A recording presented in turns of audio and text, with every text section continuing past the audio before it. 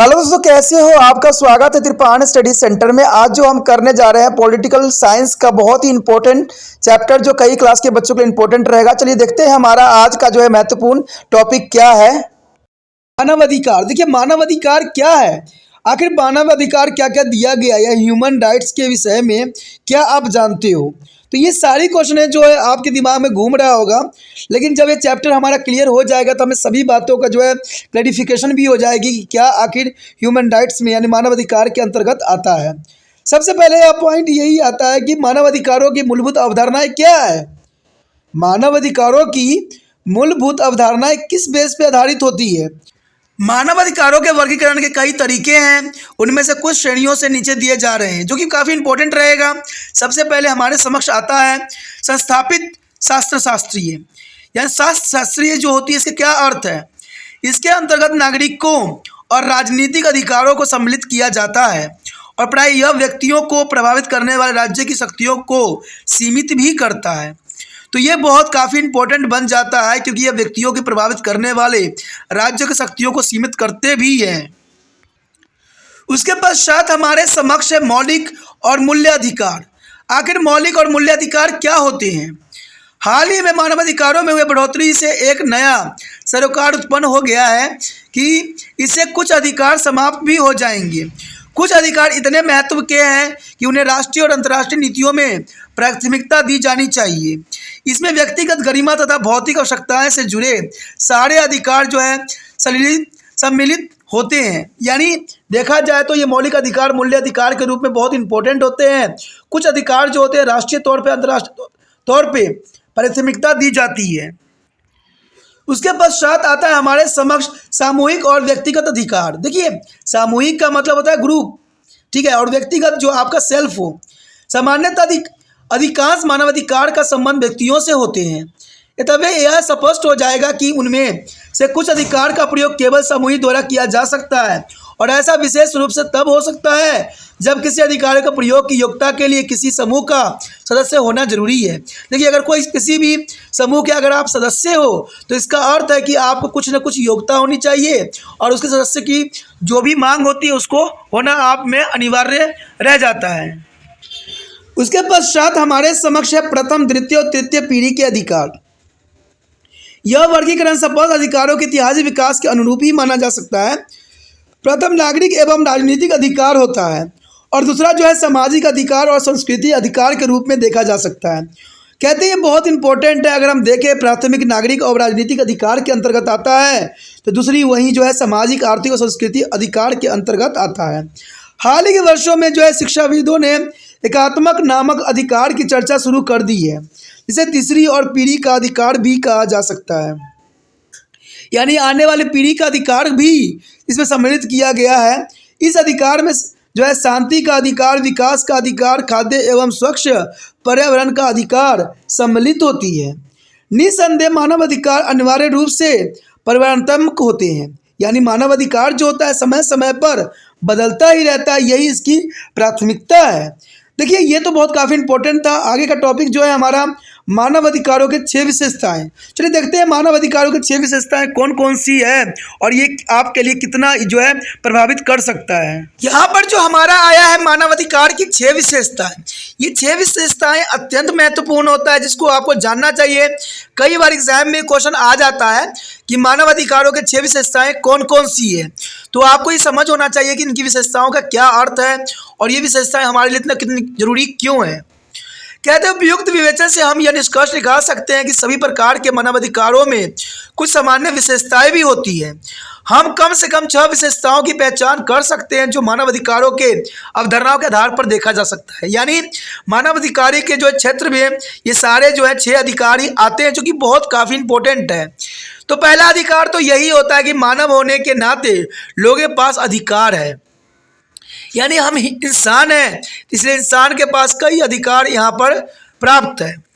कहते गरिमापूर्ण मानव जीवन जीने और सब लोगों को एक अधिकार दिलाने की दिशा में काम करने का सबसे अच्छा अधिकार है। जाति भेद, रंग भेद, धार्मिक एवं लिंग भेद के आधार पर इन अधिकारों से किसी को वंचित नहीं किया जा सकता, नहीं करने का यहाँ प्रावधान ही किया गया है। उसके पश्चात जो आता है मानव अधिकार सार्वभौमिक है। देखिए मानव अधिकार जो है यूनिवर्सल है यानी सार्वभौमिक है। यह जो है अधिकार राष्ट्रीय, जाति, लिंग या रंग के आधार पर नहीं होते हैं। सभी देशों के लोग जाति, रंग, धर्म के मानने वालों को जो है सर्वत्र समान अधिकार प्राप्त है। विश्व के सभी विकसित एवं विकासशील देशों को इस अधिकार को अपने अपने नागरिकों के लिए सुनिश्चित करना भी चाहिए और ये बहुत आवश्यक भी है, क्योंकि इस अधिकारों को सुनिश्चित करना अत्यंत महत्वपूर्ण बनता है और ये सभी देशों के लिए जरूरी है कि सभी देश चाहे। देखिए कहते हैं अगर हम अमेरिका की भी बात करें तो वहाँ पर भी जाति, लिंग, रंग भेदभाव सदैव देखने को मिला है, जबकि वो विकसित राष्ट्र है। कहते हैं यही बात जो है विकसित हो या अविकसित राष्ट्र हो, सभी नागरिकों को जो है अधिकारों को सुनिश्चित करने का जो है परम धर्म होना चाहिए। उसके पश्चात है मानव अधिकार सभी लोगों को सामान्य मानते हैं। ये भी बहुत इंपॉर्टेंट है कि मानव अधिकार सभी लोगों को सामान्य मानते हैं। ये इस विचार का अनुपालन करते हैं कि सभी मानव अधिकारों और गरिमाओं को जो है मामलों में सामान्य और स्वतंत्र पैदा हुआ है, यानी स्वतंत्रता पैदा हुआ है सभी लोगों के लिए, सभी मानव अधिकारों के अंतर्गत आता है। इसलिए वह सभी अलग अलग संस्कृति और परंपराओं, राजनीतिक विचारधाराओं, लैंगिकता, सामाजिक उद्गम और प्रतिष्ठा इत्यादि के सम्मान करते हुए सामान्य व्यवहार और अवसरों के अधिकारी होते हैं। इस प्रकार यह उन्हें सामान्य अवसर एवं उपचार इसी परिप्रेक्ष्य में दूसरे की परंपराओं को जो है संस्कृति का सम्मान भी करते हैं। राजनीतिक गतिविधियों में भाग लेने से लैंगिकता, सामाजिक उत्थान, सतर आदि का अधिकार प्रदान किया जाता है। अंततः सरकारों को देश के सभी लोगों के लिए सामान्य अवसर पैदा करने के प्रयास करना चाहिए और इस कारण समाज के कुछ वर्ग जैसे महिलाएं, बच्चों और विकलांगों के लिए उस अवसरों को सामान्य बनाने के लिए सरकार कुछ अतिरिक्त काम करना भी पड़ सकता है। तो कहते हैं अगर सरकार अगर अच्छे से अच्छा है, गुड सरकार है, तो गुड सरकार का सबसे अच्छी बात यही होती है कि वो हर एक व्यक्ति के लिए जो है सुचारू कार्य का जो है व्यवस्थित करे और सही देश ले जाने के लिए अग्रसर रहे। उसके पश्चात हमारे समक्ष ये अधिकार जो है मूलतः वैश्विक होते हैं, यानी वैयक्तिक होते हैं। इसका कोई दो राय नहीं है कि इसका अभिप्राय यही है कि अधिकार व्यक्ति और राज्य के बीच संबंधों में संबंधित होते हैं।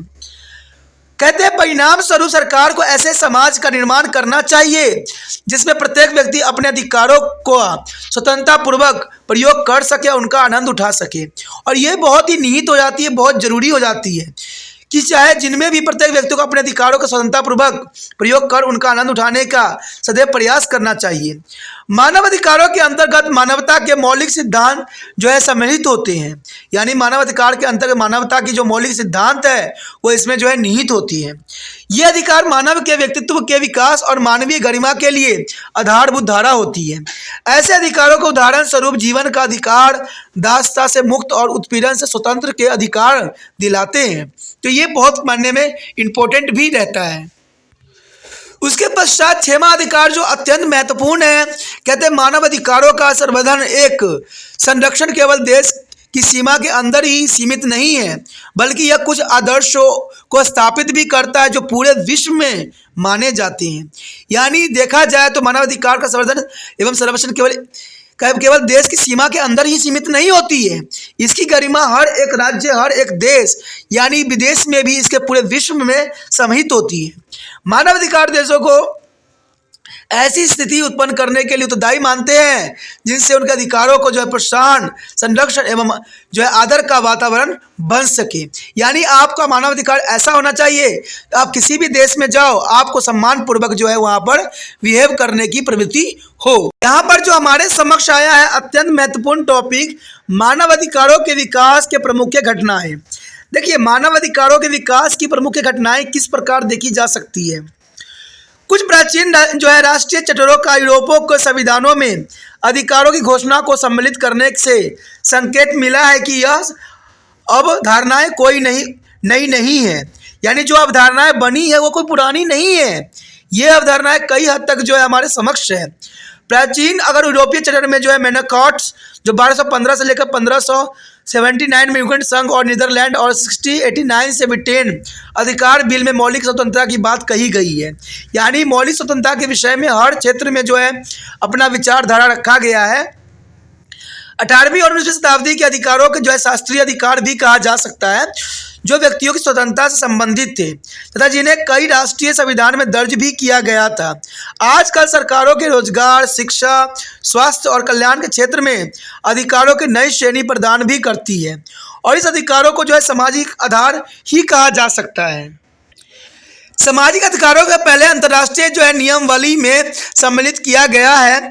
उदाहरण के लिए अंतर्राष्ट्रीय श्रम संगठन की स्थापना कहते हैं 1919 में हुई और यह विभिन्न श्रम संबंधी नियमों का जन्मदाता बना।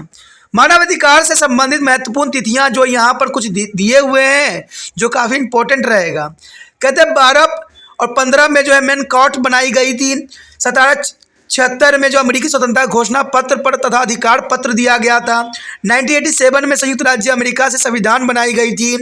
1789 में मनुष्य के अधिकारों को फ्रांस से घोषणा की गई थी और 1946 में संयुक्त राष्ट्र का मानव अधिकारों का आयोग का गठन भी किया गया था और 1948 में सार्वभौमिक मानवाधिकार की घोषणा पत्र भी दी गई थी। कहते हैं अगर देखा जाए यहाँ पर तो 1948 में सार्वभौमिक मानवाधिकार की घोषणा पत्र में सम्मिलित किया गया था। 1949 की नेवा संधि भी की गई थी और उसके बाद 1950 का मानवाधिकार तथा मौलिक स्वतंत्रताओं के संरक्षण हेतु यूरोपीय संघ भी बनाई गई थी, यानी एक तरह से संधि किया गया था। 1961 का यूरोपीय सामाजिक घोषणा पत्र भी सम्मिलित किया गया था और 1966 का आर्थिक, सामाजिक और सांस्कृतिक अधिकारों के अंतर्राष्ट्रीय संधि, नागरिक एवं राजनीतिक अधिकारों के अंतर्राष्ट्रीय संधि, नागरिक एवं राजनीतिक अधिकारों से जुड़ी ऐच्छिक संधि भी इसमें सम्मिलित की गई थी। 1993 में मानव अधिकारों के विश्व सम्मेलन में पारित एवं विलियम घोषणा पत्र में कार्रवाई का कार्यक्रम, ये सारे मानव अधिकार थे बहुत काफ़ी इंपॉर्टेंट थे जो हर एक देश ने घोषणा किया था और ये विश्वव्यापी थी। कहते हैं द्वितीय विश्व युद्ध के भीषण अत्याचारों के मानवाधिकार के युग का आरंभ करने वाला माना जा सकता है, क्योंकि द्वितीय विश्व युद्ध में मानव का बहुत ही हनन हुआ था और इसी समय से इन सभी मानव अधिकारों को सम्मिलित किया गया, क्योंकि इनसे इन विचारों पर विराम लगाया गया कि यह राज्य का अधिकार है कि वह अपने नागरिकों के साथ किस प्रकार व्यवहार करे। संयुक्त राष्ट्र की घोषणा पत्र के प्रस्तावना में मौलिक मानवाधिकारों के प्रति विश्वास को दोहराया गया और संयुक्त राष्ट्र के चार्टर के अनुच्छेद में यह कहा गया कि मानव अधिकारों तथा मौलिक स्वतंत्रताओं के प्रति जाति, लिंग, भाषा और धर्म के आधार पर भेदभाव किए बिना आदर को प्रोत्साहित एवं बढ़ाना संयुक्त राष्ट्र के उद्देश्य में से एक माना जा सकता है। इस प्रकार मानवाधिकार अंतर्राष्ट्रीय समुदाय की एक न्याय संगत चिंता है। संयुक्त राष्ट्र चार्टर पर हस्तक्षेप करने वाले देश मानवाधिकारों को व्यक्तिगत और सामूहिक रूप से प्रोत्साहित करने के दायित्व अपने ऊपर लेते हैं। 1946 में संयुक्त राष्ट्र ने मानवाधिकार आयोग स्थापित किया। कहते हैं मानवाधिकार आयोग स्थापित करने का बहुत ही जरूरी था, क्योंकि इससे मानव के अधिकारों को संरक्षित किया जा सकता था।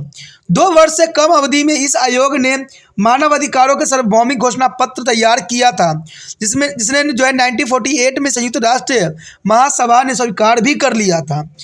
1966 की सामाजिक और राजनीतिक अधिकारों को अंतर्राष्ट्रीय प्रतिनिधित्व और आर्थिक, सामाजिक और सांस्कृतिक अधिकारों को अंतर्राष्ट्रीय प्रतिनिधित्व के साथ सामाजिक और राजनीतिक अधिकारों के अंतर्राष्ट्रीय प्रतिनिधित्व से वैकल्पिक प्रथम और द्वितीय संलेख अर्थात यह पांचों मिलकर मानवाधिकार के अंतर्राष्ट्रीय बिल का अंग के रूप में बन गया। अंततः इस घोषणा पत्रों ने कुछ विशेष स्वतंत्रताओं को सुनिश्चित भी किया गया, जिन्हें एक विशेष प्रतिष्ठा के लोग ही प्राप्त कर सकते थे और यह सबके सम्मिलित नहीं करते थे, अतुल एक व्यक्ति को ही प्रदान किए गए थे। अगली कुछ सदियों में स्वतंत्रता का विचार प्रतिष्ठा से जुड़ा हो गया और इसे सारे मानव जाति के अधिकारों के रूप में देखा गया। यही समय था जब ब्रिटिश उपनिवेश के विरोध में लहर उठी और परिणाम स्वरूप 1776 में वहाँ स्वतंत्रता की घोषणा की गई। इस स्वतंत्रता की घोषणा का आधार सार्वभौमिक समानता और कुछ हस्तांतरणीय अधिकारों का अस्तित्व था। इस सभी प्रपत्रों के अमेरिकी अधिकार बिल में सम्मिलित किया गया, जो अमेरिकी संविधान का भाग था। अंतर्राष्ट्रीय स्तर पर मानवता प्राप्त मानवाधिकार सभ्यता के अंतर्राष्ट्रीय मानक बन गए थे। द्वितीय विश्व युद्ध के पश्चात अंतर्राष्ट्रीय मानवाधिकार कूट को विकास मिला, जिसमें अंतर्राष्ट्रीय समुदाय के सदस्य होने की योग्यता प्राप्त करने के लिए न्याय के साझे मानकों को पालन करने की नैतिक जिम्मेदारी को दोहराया गया। सभ्य व्यवहार को यह मानक राष्ट्रीय अंतर्राष्ट्रीय वैधता को परस्पर जोड़ते ही चले गए। सार्वभौमिक मानवाधिकारों की संस्कृति का प्रत्यक्ष जो है उदय नैतिक प्रगति को दर्शाता है और यह आधुनिक राजनीतिक और आर्थिक रवैये में से मानवीय गरिमा के लिए उत्पन्न हुए खतरे का प्रभावशाली उत्तर है। सतत विकास के लिए विकास के अधिकारों को परिक्षेप में देखने की प्रक्रिया को समुचित आधार मिल रहा है। हम सब सामान्य मानव हैं के विचार को आज अधिक स्वीकृति प्राप्त है, जिसमें आधुनिक स्लोगन सभी मानवाधिकार सबके लिए है, पूरा विश्व एक परिवार है, मान्यता प्राप्त हो रहे हैं। हम तो बहुत समय से सर्वभौमत्व सुलक्षण तथा वसुदैव कुटुम्बकम में विश्वास करते हैं, यानी भारत जो है सदैव वसुधैव कुटुम्बकम के में विश्वास करता है, यानी सभी को सामान्य अधिकार के रूप में ये सब देखा जा सकता है। हमारे समक्ष आया है भारतीय संविधान में मानवाधिकार का क्या महत्व है। देखिए, भारत में मानवाधिकार के रूप में ही देखा जा सकता है, क्योंकि भारत जो है एक डेमोक्रेसी कंट्री है, यानी यहाँ पर जनता का राज है और सभी जनता के इर्द गिर्द ही घूमता है। इसलिए मानवाधिकार का होना भारतीय संविधान में बहुत ही जरूरी है। भारतीय संविधान में मानवाधिकार के महत्व को पहचानना है तथा तृतीय अध्याय में कुछ मौलिक अधिकारों को गारंटी भी दी गई है। ये समानता का अधिकार है, स्वतंत्रता का अधिकार है, शोषण के विरुद्ध अधिकार है, धार्मिक स्वतंत्रता का अधिकार है, संस्कृति एवं सहज अधिकार है, संवैधानिक उपचार का अधिकार है। तो ये सारे अधिकार अत्यंत महत्वपूर्ण है। कहते हैं अनुच्छेद 32 में संवैधानिक उपचारों के संबंध में दत्त है, जिसके अनुसार भारत का सर्वोच्च न्यायालय इस मौलिक अधिकारों को लागू करवाने का प्रारंभिक क्षेत्राधिकार रखता है, यानी सारे के सारे सर्वोच्च न्यायालय के अंतर्गत ही कार्य करता है। यह किसी भी व्यक्ति के मानव अधिकारों के हनन के विरुद्ध सुरक्षा का अधिकार देता है, यानी किसी भी व्यक्ति का अधिकार का हनन हो रहा है तो इसमें जो है सुप्रीम कोर्ट जो है अपना महत्वपूर्ण योगदान देगा। इनमें राज्य द्वारा लोगों के कल्याण में वृद्धि हेतु सामाजिक व्यवस्था, सामाजिक न्याय, काम का अधिकार, शिक्षा का अधिकार और सामाजिक सुरक्षा प्रदान करने का कर्तव्य सम्मिलित है तथा काम करने की न्याय, उचित एवं मानवीय स्थिति का जो है प्रबंधन, कमजोर वर्गों के हितों की प्रोत्साहन करना, पोषण एवं जीवन सतर्क को उठाना तथा जन स्वास्थ्य में सुधार करना, पर्यावरण परिस्थिति तथा वन्य जीवन इत्यादि की रक्षा एवं सुधार करने में के कर्तव्य सम्मिलित होता है इसमें। इसके साथ ही प्रत्येक नागरिक के मौलिक कर्तव्य को संविधान के भाग 4A में अनुच्छेद 51A में दर्ज किया गया है, जो मौलिक अधिकारों की गारंटी और अधिक मजबूत करते हैं। मौलिक अधिकारों को लागू करने की शक्ति प्रदान करने वाले अनुच्छेद 32 के साथ उच्च न्यायालय के ऐसी ही शक्तियां अनुच्छेद 226 के अंतर्गत प्रदान की गई है। कहते उच्चतर न्यायपालिका द्वारा मानवाधिकार का संरक्षण एवं उन्हें लागू करने का काम एक संवैधानिक आदेश है। कानून का शासन हमारे संविधान की आधारभूत विशेषताओं है और इसी प्रकार न्यायिक समीक्षा भी आधारभूत विशेषताओं में से एक माना जा सकता है। मानवाधिकारों के प्रसार में उच्चतम न्यायालय की भूमिका जो है प्रशंसनीय है, क्योंकि जो है उच्चतम न्यायालय ने बहुत ही इंपॉर्टेंट कार्य मानवाधिकार के अंतर्गत किया है तथा अनुच्छेद 21 इसके लिए एक जो है फलदायी अनुच्छेद माना गया, यानी कि जो अनुच्छेद बनाई गई बहुत इंपॉर्टेंट है।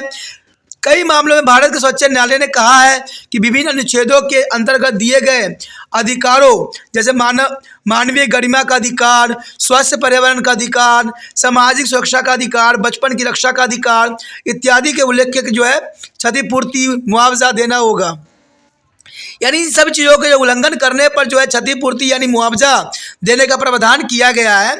कहते 1948 में मानवाधिकारों के सार्वभौमिक घोषणा पत्र का प्रभाव भारतीय संविधान के भाग 3 और 4 के रूप में निरंतर अनुभव किया गया। भारत ने जो है मानवाधिकारों के सार्वभौमिक घोषणा पत्र तथा अन्य दोनों जो प्रतिवादों के कुछ फेरबदल के साथ स्वीकार भी किया। यहाँ पर जो हमारे समक्ष आया राष्ट्रीय मानवाधिकार आयोग, देखिए 1993 में मानवाधिकार संरक्षण अधिनियम लागू किया गया था, जिसमें मानवाधिकार तथा उसमें जुड़े मामलों का बेहतर रक्षा के लिए राष्ट्रीय मानवाधिकार आयोग तथा राज्य मानवाधिकार आयोग गठन का प्रावधान भी किया गया था। मानवाधिकारों के अधिनियम की धारा 2(1)D के अंतर्गत परिभाषित भी किया गया था, जिसका अर्थ है कि जीवन, स्वतंत्रता, व्यक्तियों की गरिमा में जुड़े सभी अधिकार मानवाधिकार के अंतर्गत आएगा, जिनकी सुरक्षा की गारंटी संविधान देता है। अर्थात ये अधिकार अंतर्राष्ट्रीय जो है प्रसिद्धियों से दर्ज है और भारत में न्यायालयों द्वारा लागू करने योग्य भी है। आयोग के कार्य की गणना अनुच्छेद 12 में की गई थी, जिसमें आयोग को एक व्यापक क्षेत्र में बताया गया था, जिसमें न केवल मानवाधिकार का उल्लंघन अथवा लापरवाही के मामलों की पूछताछ और जांच करना ही सम्मिलित है। अतुल मानवाधिकार संस्कृति की बढ़ावा देना तथा मानवाधिकारों को प्रोत्साहन के लिए आवश्यक कार्य करने का क्षेत्र भी इसमें सम्मिलित किया गया था। 1993 में अपने गठन के साथ ही राष्ट्रीय मानवाधिकार आयोग सर्वोच्च न्यायालय के पूरक संस्था के रूप में अपना कार्य करता रहा तथा किसी स्थिति अथवा किसी संस्थान के क्रियाकलापों पर नजर रखने का काम अपने जो स्वभावगत ढंग से बेहतर तरीके से कर रहा है। इन संस्थानों की परंपरा निर्भरता ने देश में मानवाधिकारों के संरक्षण की प्रक्रिया में काफ़ी सुधार भी किया है, जो कि प्राथमिक रूप से राज्य का दायित्व भी माना जा सकता है। सर्वोच्च न्यायालय द्वारा मौलिक अधिकारों, विशेष रूप से अनुच्छेद 14 के अंतर्गत समानता का अधिकार तथा 21 के अंतर्गत जीवन का अधिकार की व्याख्या ने भारत में मानवाधिकारों को और क्षेत्र का विस्तार भी मिला है। राष्ट्रीय मानवाधिकार आयोग ने अनुच्छेद 12 में दर्ज अपने कार्य, विशेष रूप से शासन चलाने वाले संस्थाओं की कार्य प्रणाली की जांच करने से संबंधी अपनी शक्ति की मानवाधिकार की सुरक्षा एवं उनके उल्लंघन को रोकने के सुनिश्चित करने के लिए व्याख्या भी की गई है। राष्ट्रीय मानवाधिकार आयोग शासन की गुणवत्ता को सुधारने हेतु अपनी भूमिका को इस दृढ़ विश्वास के साथ उत्प्रेरक के रूप में देखता भी है। संविधान के अनुसार अनुशासन तथा केवल कानून का शासन ही मानवाधिकार के संरक्षण के लिए प्रभावशाली साधन हो सकता है। दोनों के बीच संबंध सीधा और स्पष्ट देखा जा सकता है। कहते हैं मानवाधिकारों के संरक्षण में राज्य के दायित्व को प्राकृतिक एवं क्षेत्र के विषय में राष्ट्रीय मानवाधिकार आयोग ने हाल ही में जो हुए गुजरात की सांप्रदायिक गड़बड़ी के मामले में संकेत भी किया है। आयोग की टिप्पणी की थी कि कुछ यहाँ पर टिप्पणी दी गई है। यह राज्य का प्राथमिक और अनिवार्य दायित्व है कि वह अपने सभी नागरिकों के जीवन, स्वतंत्रता और गरिमा के अधिकारों की रक्षा करे। राज्य की यह भी जिम्मेदारी है कि वह सुनिश्चित करे कि ऐसे अधिकारों का उल्लंघन जानबूझकर या अथवा लापरवाही से न हो पाए। मानवाधिकारों का जो है न्याय उचित का यह स्पष्ट और उभरता हुआ सिद्धांत है कि राज्य न केवल अपने लिए काम करने वाले लोगों के कृत्यों के प्रति उत्तरदायी है, अतुल राज्य उन सब लोगों के कृत्यों के लिए भी उत्तरदायी है जो उसके अधिकार क्षेत्र में रहते हैं। राज्य उस निष्कर्षता के लिए भी उत्तरदायी है जो मानवाधिकारों को उल्लंघन को सुविधाजनक बनाता है, जो कि बहुत विशिष्ट बात रहती है। कहते हैं राष्ट्रीय मानव आयोग ने सरकारी तंत्र तथा आतंकवादी समूहों द्वारा किए गए मानवाधिकार उल्लंघन के अनेक मामलों की जांच भी किया है।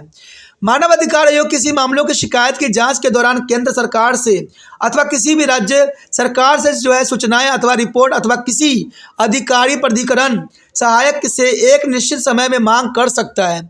जांच के बाद यदि आयोग इस नतीजे पर पहुंचता है कि अधिकारों का हनन हुआ है तो वह निम्नलिखित कदम उठा सकता है। तो वो कदम जो है महत्वपूर्ण रहेगा। यदि जांच से पता चलता है कि किसी लोक सेवा द्वारा मानवाधिकार का उल्लंघन किया गया है, तो अनदेखी की गई है, तो उसके विरुद्ध राज्य सरकार की कार्रवाई करने अथवा अभियोजन की जो अनुशासन कर सकता है।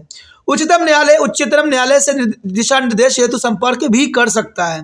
पीड़ित सदस्य या उसके परिवार के अंतरिम राहत प्रदान करने के लिए सरकार तथा प्राधिकरण से सिफारिश भी कर सकता है। यदि मानवाधिकार के पास सशक्त बल के किसी सदस्य द्वारा मानवाधिकार के उल्लंघन का मामला आता है तो उसके रिपोर्ट का तरीका कुछ अलग होता है। इसके लिए केंद्र सरकार ने रिपोर्ट प्राप्त की जा सकती है और उस पर वह अपनी सब्सिडी प्रदान कर सकता है। आयोग ने 22 मार्च 2000 की घटना की ध्यान में लिया जिसमें अनंतनाग जिले के एक गांव में सिख समुदाय के 35 सदस्यों को जो है सख्त उग्रवादियों द्वारा मार गिराया गया था और इस समाचार को सभी प्रमुख समाचार पत्रों में प्रकाशित भी किया गया था। मारे गए सभी लोगों की आयु 16 से 55 वर्ष के मध्य थी। यह घटना 21 मार्च 2000 की रात्रि में घटी थी। बाद में सभी शवों को देखकर एक महिला की भी मृत्यु हो गई। इस घटना में कम से कम 2 परिवार के सभी पुरुष सदस्य मारे गए थे। यह घटना उस समय हुई जब मात्र कुछ ही घंटे बाद संयुक्त राष्ट्र के राष्ट्रपति भारत के दौरे पर पहुंचने वाले थे। आयोग ने इस संज्ञान में लिया और उसने मुख्य सचिव और जम्मू और कश्मीर के पुलिस महानिदेशकों को नोटिस भी भेजा तथा एवं साथ ही सचिव गृह मंत्रालय भारत सरकार को भी विस्तृत रिपोर्ट देने की बात कही गई थी। दूसरी घटना जो थी 15 अप्रैल 1996 की थी। इसमें पुलिस कर्मियों द्वारा 6 नक्सलवादियों की जो है डटागंज बिहार के मुर्गाडाम में हत्या कर दी गई थी। द पीपल और यूनियन ऑफ सिविल लिबर्टी यानी उसके जो है पलम्स जाकर इस मामले की छानबीन की और पाया कि एक विवाद के निपटने के लिए एक सशक्त दल गांव में आया था। सूचना पाकर पुलिस मौके पर पहुंची और इसे चारों ओर से घेर लिया। बंदूकधारियों ने पुलिस के सामने आत्मसमर्पण कर दिया। इसके बाद पुलिस ने उन्हें अलग अलग दिशाओं में खड़ा करके गोली मार दी। पीयूसीएल के यह भी पता चला कि पुलिस को यह आरोप था कि यह नक्सलवादियों के बम और अग्नि शस्त्र के पुलिस पर हमला भी किया। इस पर जवाबी गोलीबारी में वह 6 नक्सलवादी मारे गए, जो कि एक झूठी कहानी थी। ये नक्सलवादी सर्दी वर्दी में आए थे, यानी शादी वर्दी में थे, किंतु पोस्टमार्टम रिपोर्ट के बाद उन्हें खाकी वस्त्र पहना दिए गए थे, जिसमें न कोई छेद थे और न ही कोई गोलियां के निशान थे। उनके शव फेंक दिए गए थे, किंतु लोगों के विरोध के कारण पुलिस गाड़ियों में उनका शव ले जाकर उनका दाह संस्कार किया गया। पुलिस के साथ साथ संबंधित थाने के पुलिस भी इस कार्रवाई में शामिल थे। आयोग ने मामलों की निष्पक्ष जांच के लिए केस सीआईडी के सौंपने की प्रस्तुति की। इसके लिए 4 माह का समय दिया गया। आयोग ने भी विश्वास व्यक्त किया कि दोष सिद्धांत होने पर राज्य द्वारा राहत प्रदान की जाएगी, जो कि बहुत इंपॉर्टेंट घटना यहाँ एग्जाम्पल के तौर पर देख सकते हो। फिर आयोग ने 26 जनवरी 1999 के इंडियन एक्सप्रेस में छपी इस घटना को संज्ञापन लिया था, जिसका शीर्षक था बिहार पुरानी कहानी नए अपराधी और उच्च जाति के रणवीर सेना ने जहानाबाद में 21 दलितों को मौत के घाट उतार दिया। खबर के अनुसार अंगड़ी जातियों के रणवीर सेना को अत्यधिक आधुनिक शस्त्रों से लैस थी ने 21 लोगों को मार गिराया, जिनमें से 5 महिलाएं और 6 बच्चे थे। यह घटना 25 जनवरी 1999 की है। यह घटना जहानाबाद जिले से मैनदीन थाने के अंतर्गत रुख सागर विद्या गांव की है। पीड़ितों में से 7 दलित थे एवं 6 से पिछड़ी जातियों के थे। अखबार में छपी खबर का संज्ञापन लेते हुए आयोग ने अपराधियों के धर पकड़ करने को कहा, ताकि वह ऐसी घटना को पुनरावृत्ति न हो सके। आयोग ने राज्य सरकार को भी निर्देश दिया कि पीड़ितों की सहायता करे तथा घायल तथा मुक्त भोगी परिवारों को सुरक्षा प्रदान करे। राष्ट्रीय मानवाधिकार आयोग किसी सामान्य न्यायालय की तरह न तो कोई फैसला सुनाती है और न ही न्यायालय के फैसले की भांति इसकी संस्तुति मानने के बाध्य होना पड़ता है। आयोग की संतुष्टि जानना खूब प्रचलित होती है और सामाजिक एवं राजनीतिक रूप से अपना विशिष्ट प्रभाव छोड़ती भी है। आयोग का डाटा का विरोध छोड़ा गया है अभियान एक उल्लेखनीय कदम है। यह एक अस्थायी कानून है जो 23 मई 1995 को समाप्त हो गया था। डाटा के समाप्त होने पर सरकार द्वारा किसी वैकल्पिक कानून को सदन में पारित नहीं किया गया। यहाँ पर जो हमारे समक्ष आया है गैर सरकारी संस्था की भूमिका, अकॉर्डिंग टू जो मानव अधिकार है उसके रिगार्डिंग ये आया है कि गैर सरकारी संस्थाओं की भूमिका क्या हो सकती है, यानी एनजीओ का क्या रोल होता है हमारा मानव अधिकार के अंतर्गत। कहते हैं मानव अधिकार का प्रभाव किसी भी राष्ट्र के संप्रभुता की अवधारणाओं में से एक बदलाव लाया है। कहते हैं वर्तमान में कोई भी देश अपने नागरिकों को घरेलू सरकारों से परेशान नहीं कर सकता है। नवीन अवधारणाओं से मुक्त मानवाधिकार को भूमंडलीकरण ने विश्व को एक भूमंडलीय गांव बना दिया है। इसके परिणाम स्वरूप मानवाधिकार के मामले अब वैश्विक सरोकार से जुड़ गए हैं। सर्वोच्च संस्थाएं, जिन्हें गैर सरकारी संस्था भी कहा जाता है, को विश्वव्यापी समर्थन प्राप्त है और यह पूरे विश्व के प्रत्येक समाज में मानवाधिकार को समर्थन एवं प्रोत्साहन दे रहे हैं। ये जो कि बहुत बड़ी बात है। कहते हैं विश्व में हर जगह एनजीओ अपना महत्वपूर्ण योगदान और विशेष अपना सराहना कार्य भी कर रही है। अगर हम देखा जाए यहाँ पर एमनेस्टी इंटरनेशनल और Human Rights Watch and People's Union for Civil Liberties जैसे गैर सरकारी संस्थाओं के द्वारा अंतर्राष्ट्रीय स्तर पर किए गए कार्य, जैसे पूर्व यूगोस्लाविया, कोसंबो और वेलेंसिया आदि, रवांडा, पूर्वी तिमोर और सिरोनिया, सूडान और भारत में गुजरात एवं ऐसे अनेक उदाहरण हैं जहाँ उपरोक्त संस्थाओं ने उल्लेखनीय कार्य भी किए हैं। इन संस्थाओं के क्रियाकलाप के बीच 1946 में संयुक्त राष्ट्र की महासभा द्वारा स्थापित मानवाधिकार आयोग तालमेल करता है। गैर सरकारी संस्थाओं के उपयुक्त क्रियाकलापों के परिणाम स्वरूप अब राज्यों के लिए सर्वैधानिक संस्थाएं जैसे मानवाधिकार समिति, बाल समिति, महिला समिति और जाति समिति, भेदभाव हटाने की समिति आदि सम्मिलित हो चुकी है के सामने रिपोर्ट प्रस्तुत करना और आवश्यकता हो गया है।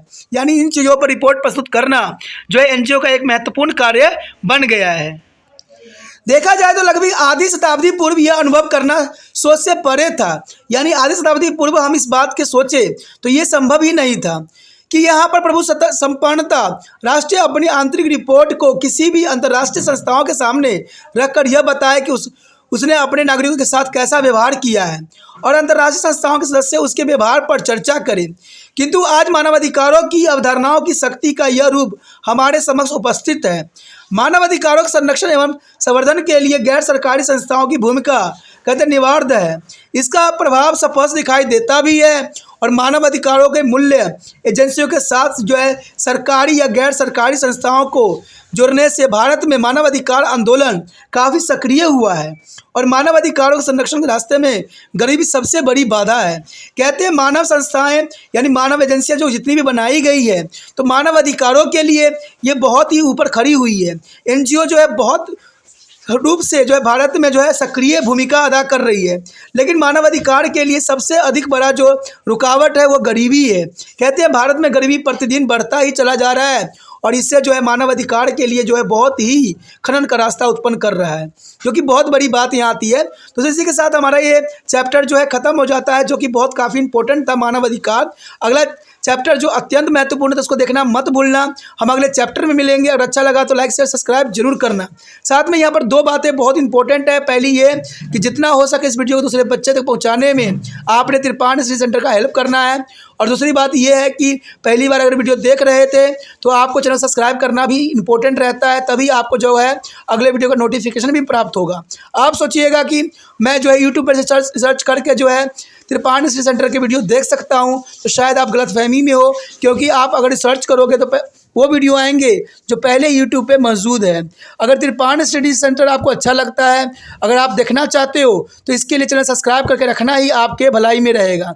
इससे ये होगा कि कोई भी अगर वीडियो आप देखना चाहोगे तो आपको जो है त्रिपाण स्टडी सेंटर का होम पेज मिल जाएगा, जहाँ पर आपको सारे वीडियो का ऑप्शन आपके समक्ष प्रस्तुत होगा, जिसमें आप जो भी टॉपिक आपके लिए इम्पोर्टेंट है उसको देखिएगा, समझिएगा और अच्छे अंक भी प्राप्त कीजिएगा।